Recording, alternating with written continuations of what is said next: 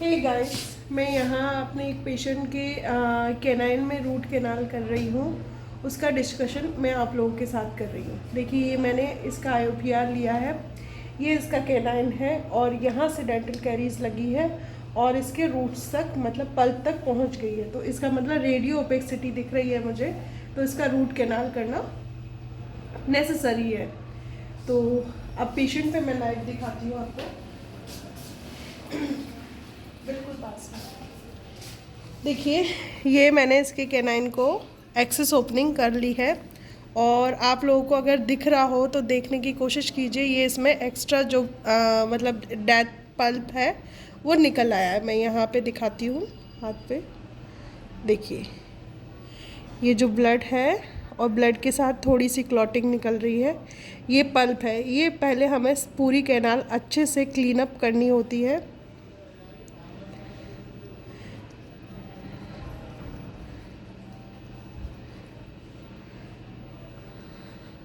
और ये अलग अलग फाइल्स के नंबर्स होते हैं। और इस कैनाल को वॉश करने के लिए मैं सलाइन ले रही हूँ। सलाइन से हम ऐसे हर बार डाल के स्प्लिट कर वॉश करते हैं। तो पहले जो विजिबल होता है एरिया, उस एरिया को विजुलाइज करके एक्सेस ओपनिंग करके पहले उसे बनाया जाता है इन फाइल्स को डालने के लिए। अब मैं 20 नंबर की फाइल थी, येलो फाइल, अब मैं 25 नंबर की फाइल ले रही हूँ जो कि रेड होगी। 25 नंबर की फाइल है, रेड है। इनकी कलर कोडिंग होती है जो कि हमें जब हम BDS 3rd ईयर में आते हैं उसमें हमें सिखाई जाती है।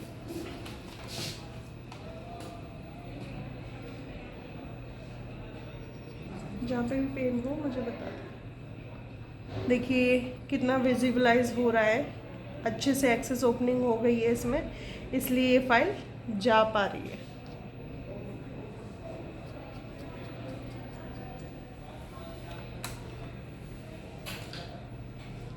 इन्फेक्शन तो नहीं है बेटा। 30 नंबर की फाइल है, ब्लू फाइल। मैं 40 नंबर तक इसकी एक्सेस ओपनिंग करती हूँ, फिर मैं एंडोमोटर से फाइल्स होती है उनसे 80 नंबर तक करती हूँ। 40 मतलब हैंड फाइल और 40 एंडोमोटर सी फाइल से, फिर 80 नंबर का मैं GP पॉइंट डालती हूँ, मतलब F2 डालती हूँ। एक ही इसमें कैनाल है, देखिए पास में ना कितना सारा डेड पल्प निकल रहा है। इसके क्या है, यहाँ मैक्सिलरी एयर साइनस होता है, यहाँ तक इन्फेक्शन फैल चुका है। यहाँ पे दर्द होता था कितने साल से? ज़्यादा टाइम नहीं हुआ मम्मी, ये 6 महीने। 6 महीने पहले तो कीड़ा लगा था। हाँ। उसके बाद यहाँ पे ना अभी ये कुछ दिनों से ही दर्द स्टार्ट हुआ है, जो यहाँ से लेके यहाँ तक। अभी दर्द नहीं है ना? अभी कुछ महसूस नहीं हो रहा। चल, क्योंकि तुम्हारा ये एरिया एनेस्थाइस है।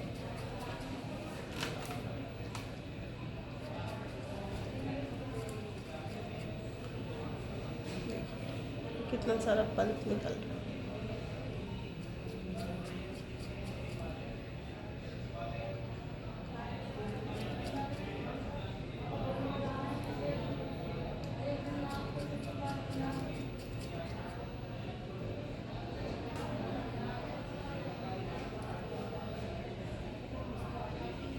ये 30 नंबर है, then blue files, I think green file होगी 35 नंबर की। कौन है तेरा? कौन?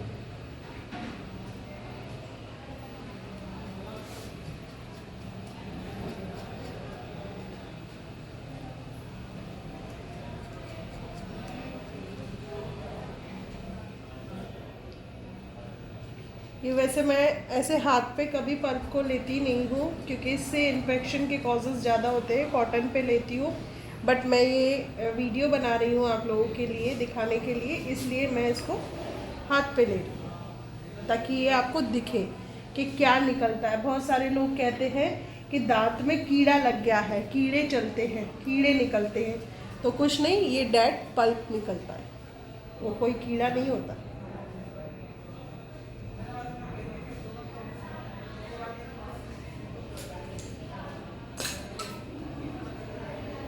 ये हाइपो यूज़ कर रही हूँ मैं। इससे जितना भी डेड पल्प है, जितनी भी स्मेल है, वो ख़त्म हो जाएगी। तो वो दे दे, पेन बंद कर ले। देखिएगा मैं इसको पैक कैसे करती हूँ, क्योंकि अब नेक्स्ट सिटिंग में मैं इनकी BMP डन करूँगी। तो सबसे पहले इसको ड्राई करती हूँ, एयर के द्वारा इस पूरे रूट को ड्राई करेंगे। फिर ये पेन ऑफ एक केमिकल होता है, इसको डालते हैं हम।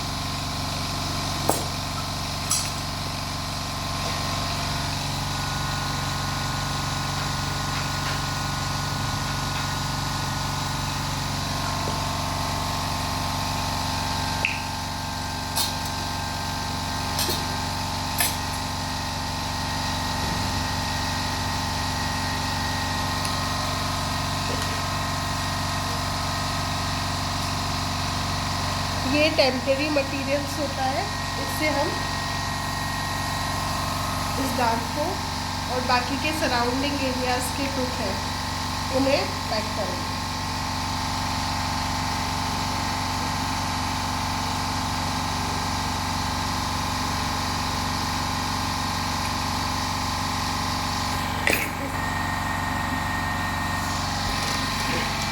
देखिए गाइस, मैंने इस दांत को पैक कर दिया है ऐसे। इसमें ना कोई खाना जाएगा, जब तक मैं काम नहीं करूँगी तब तक ये निकलेगा नहीं। सूखने के बाद ये टेम्परेरी मटेरियल है वो बिल्कुल सूख जाता है और ये दांत ऐसे कैसे पैक रहेगा।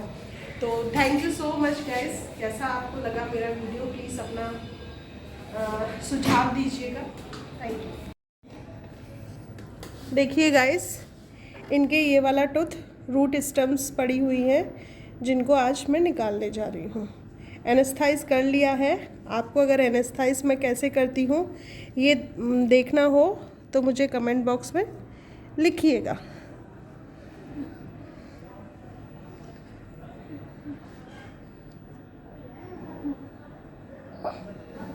बस बस बस, घबराने की ज़रूरत नहीं है। इन दोनों चीज़ों को पकड़ लो।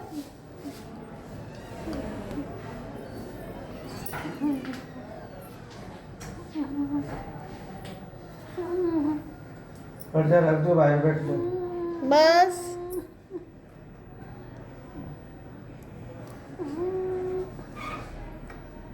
इसको हम रूट को रोटेट करते हैं, क्योंकि ये रूट गली सड़ी हुई है।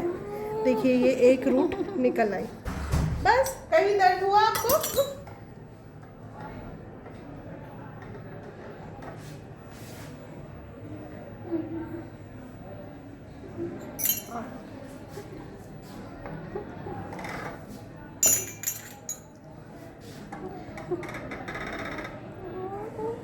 बस बस बस, घबराने की ज़रूरत नहीं है। आपने पहले ही इतना काम बढ़ा दिया, नहीं तो इतना कुछ करना ही नहीं पड़ता। आप पहले ही आ जाती मेरे पास। इनको तोड़ के लाई हैं आप, नहीं तो ये एक बार में ही निकल जाता। गाइस, पहले है ना हम इसकी जो रूट है ना, उस रूट को हिला लेते हैं। उसके बाद हम प्लकर से लेके निकालते हैं।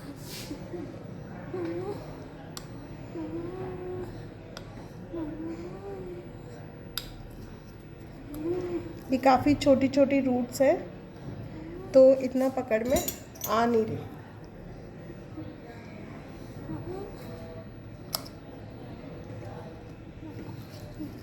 एरिया को हमेशा साफ करके जितना हो सके उतना विजिबल करना होता है, क्योंकि जब तक विजिबिलिटी नहीं होगी तब तक निकाला तो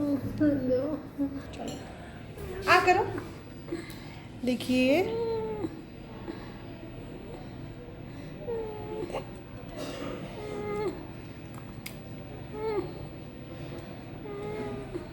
ये दूसरा रूट है इनका। गाइस, हमेशा डेंटिस्ट्री में बहुत क्लीननेस होनी चाहिए आपके काम में। अगर आपके काम में अच्छी क्लीननेस है, आपके हाथ में अच्छी शार्पनेस है, तो आपका पेशेंट हमेशा आपसे कनेक्टेड रहेगा। बस बस बस, एक और रह गई है, बस बस एक और रह गई है। ये भी आ गई, देखिए आ गई आ गई। बस बस, आ करो, घबराओ मत।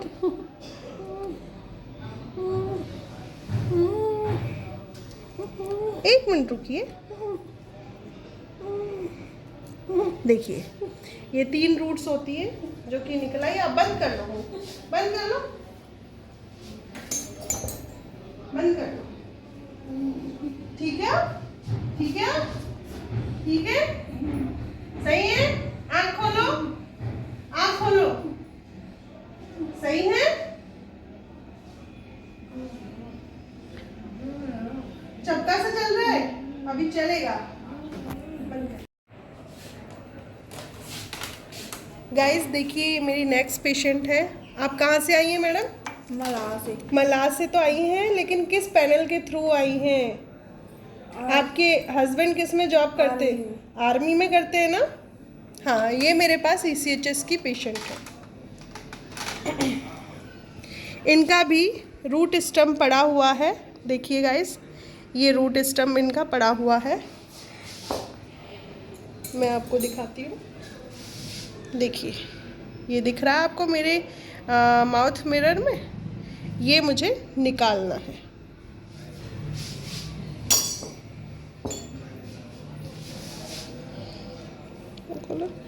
इधर की साइड आराम से ढीला छोड़ दो मुंह, बिल्कुल अच्छे से बैठो। और जहाँ पे, हाँ,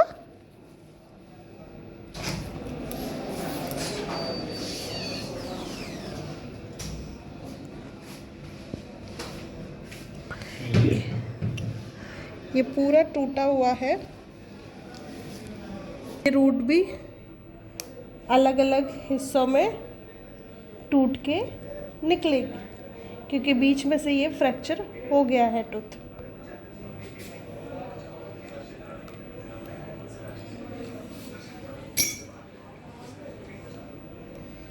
और इसमें दूसरी बात, इस दांत में पस पड़ा हुआ है।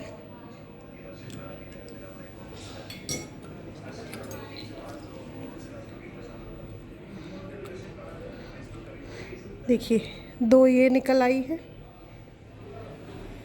एक और बाकी रह गई है, जिसे कि हम निकालेंगे। मुँह खोले, हाँ करें मैम।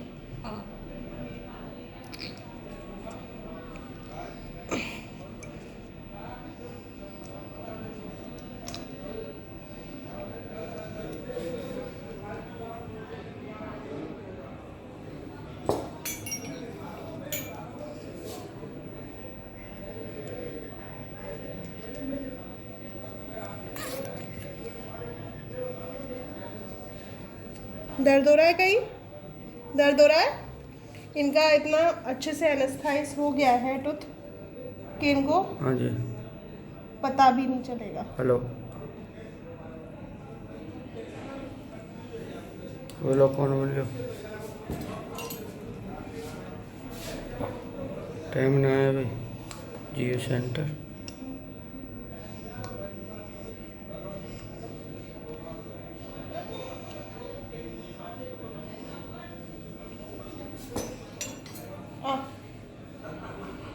देखिए गाइस, एक रूट ये आ गई है। इनकी 3 रूट्स निकल चुकी हैं। बंद कर लीजिए मुंह। ठीक हो? कहीं दर्द हुआ आपको? नहीं हुआ? खुश हो? डर तो नहीं लगा? ठीक है। हे गाइस, मैं यहाँ आज सारी वीडियो मैंने हॉस्पिटल में ही बनाई है। मेरे पेशेंट्स को दिखाया है कि मैं कैसे पेशेंट्स के साथ काम करती हूँ। और डेंटिस्ट्री में जो हैंड की क्लीनिंग है, मतलब आपके काम करने की सफाई, क्योंकि डेंटिस्ट्री एक आर्ट है, इसको मैं आर्ट ही समझती हूँ। और इस आर्ट में कुछ साइंस लगा हुआ है, कुछ एनाटमी लगी हुई है। तो बस इसी को मुझे मेरे काम करने का मतलब बहुत मज़ा आता है मेरी जॉब में, क्योंकि ये काम मैंने खुद ने अपनी पसंद से चुना है। पहले मन नहीं था, लेकिन जब ज़रूरतों को देखा, जब मेरी बेटी बड़ी होने लगी, उससे पहले भी मतलब कॉलेज टाइम से ही मैं इस काम को करना स्टार्ट कर दिया था। मैं जब 3rd ईयर में थी तब से मैंने पेशेंट देखना शुरू कर दिया था। तो तजुर्बा काफ़ी टाइम का है, एटलीस्ट ज़्यादा नहीं तो 10 इयर्स का मुझे एक्सपीरियंस है। तो बात करते हैं, जो कल मैंने रील डाली उस पर बड़ी बवाल उठा। भाई सोशल मीडिया पे कोई भी कुछ डाल देता है, वो उस चीज़ का जवाब था, है ना। वो इस चीज़ का जवाब था कि आप कैसे अपने मतलब चैनलों पे डाल रहे हैं कि लीगल एक्शन हुआ है और न बेटियों के साथ अन्याय होगा, न सपना के साथ होगा, न सास ससुर के साथ होगा। तो असली में माजरा ये है कि उन्होंने मध्य प्रदेश सरकार के लिए एक गुहार डाली है 528। 528 में क्या होता है कि सामने वाली पार्टी अगर आप पे कोई FIR करती है तो वो झूठी साबित होती है, क्योंकि उसने हाई कोर्ट से प्रोटेक्शन ले रखी है। तो यहाँ मेरा सिर्फ एक क्वेश्चन है कि जब आप सही हैं, जब आप बिल्कुल सही हैं, तो ये 528 का प्रोटेक्शन लेने की ज़रूरत क्या है आपको? क्या है आपको? आपके लिए तो अभी कुछ भी नहीं किया है ना। आप ही लोग बोल रहे हैं ना सोशल मीडिया पे कि सपना ने कोई कदम नहीं उठाया, कोई लीगल एक्शन नहीं लिया, तो ये मामा जी क्यों 528 लगा रहे हैं उनके ऊपर? क्यों? यानी कि एक्शन सपना ने ले लिया है, ये इस चीज़ की गवाही है। मैं यहाँ कुछ नहीं लगा रही, मैं अपने मुंह से बता रही हूँ, और जिसको देखना हो वो कमेंट बॉक्स में लिख देना कि आप हमें दिखाइए उन्होंने 528 कहाँ लिया है, कब लिया है, तो मैं ज़रूर दिखाऊंगी आप लोगों को, है ना।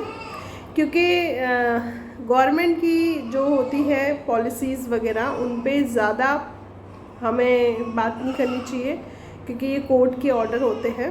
तो इसलिए मैंने नहीं लगाया वहाँ। वो चीज़ मैंने लगाई है वो नेट से निकाल के लगाई, बहुत नॉर्मल सी बात है, सब लोग देख रहे हैं। वो चीज़ कोई सही नहीं है, और वो अशोक चौधरी नहीं है। अशोक चौधरी ने मध्य प्रदेश सरकार पे और सपना चौधरी पे लगाया है 528। कोई बात नहीं मामा जी, आप तो मेरे गुल्लू गुल्लू से प्यारे से मामा जी हो, इसका तोड़ भी हम ज्ञान दे देंगे, कोई दिक्कत नहीं है। हालांकि मैं एडवोकेट नहीं हूँ, मैं किसी एडवोकेट पे उंगली नहीं उठा रही, लेकिन मैं जो मेरी संगत है, जो लोग मुझे जानते हैं, मेरे घर में भी 2 एडवोकेट हैं और काफ़ी हाई लेवल के एडवोकेट हैं, तो हर चीज़ का इलाज होता है ना। मामा जी याद है आपको, मेरे ऊपर मेरे सास ससुर ने 1 जून को जो कांड किया था, उस कांड से बचने के लिए 3 एक्ट लगाया था, ध्यान है ना। तो उसमें मैंने जो चीज़ यूज़ करी थी वो भी आपने टीप लिया। टीपना तो आपको कहेंगे कि आप मेरे नक्शे कदम पे चल रहे हैं मामा जी। इतना ज़्यादा प्यार है तो मिल लीजिए ना। हम दोनों ही बहू हैं और आपकी रेस्पेक्ट करते हैं, ऐसा कुछ नहीं है। और मैं यही चाहूँगी, लास्ट में भी मैं यही कहूँगी कि आपके पास खोने के लिए कुछ नहीं है, उसके पास पाने के लिए कुछ नहीं है। आप दोनों मिलके रहें, संगठन में रहें, तो जितने भी दुश्मन पैदा हुए ना ये सब दूर भाग जाएंगे, क्योंकि वो आपकी खून है तीनों, आपकी 2 बेटियां, आपकी बहू, वो आपकी है। जितना आप याद करते हैं ना, आपसे ज़्यादा वो याद करती है, ये मैं कह रही हूँ आपको। वो रोती है, पर आए कैसे? ये इतना सारा सराउंडिंग आपके साथ खड़ा है, आए कैसे? इससे थोड़ा दूर हटिए, अपने बच्चों की तरफ अपना रुझान को बढ़ाइए, बस यही हाथ जोड़ के विनती है। इसी के साथ आज के ब्लॉग को समाप्त करती हूँ, काफ़ी लंबा हो जाएगा, और ट्रीटमेंट से रिलेटेड कोई चीज़ पूछनी हो तो वो भी पूछ लेना। Thank you all of you.